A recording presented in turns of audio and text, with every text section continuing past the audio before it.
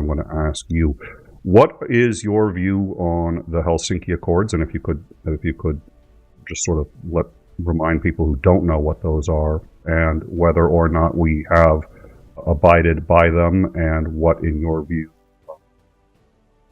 Helsinki Accords, 35 nations guaranteeing the security of Europe, in a nutshell.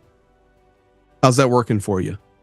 That works good. Included in that was that Ukraine would give up its nuclear weapons in exchange for security assurances. And sovereignty. Yes. Yep. And I think there's been some issues. So Ukrainians have obviously been getting support from the U.S. That support has been critical. But I would assume that there's also some angst about, should the U.S. have interceded when Russia violated those accords and invaded?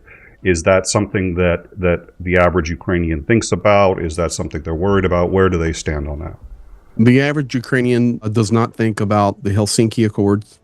The average Ukrainian does not think about the Minsk agreement. The average Ukrainian thinks about putting food on their table, making sure their family is safe, and staying out of the way of missiles and bombs.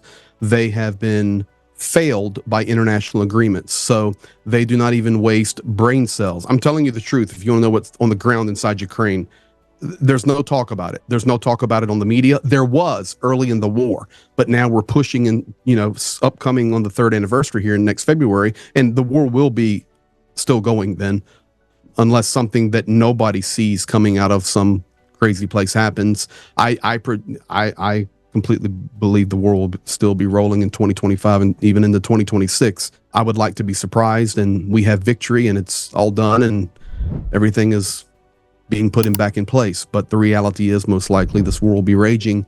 Early in the war, those were the talking points. But unfortunately, you can't. It's not just Ukraine, okay? Nations have been failed. Agreements are only agreements if the parties that signed them will reinforce what they put their name on.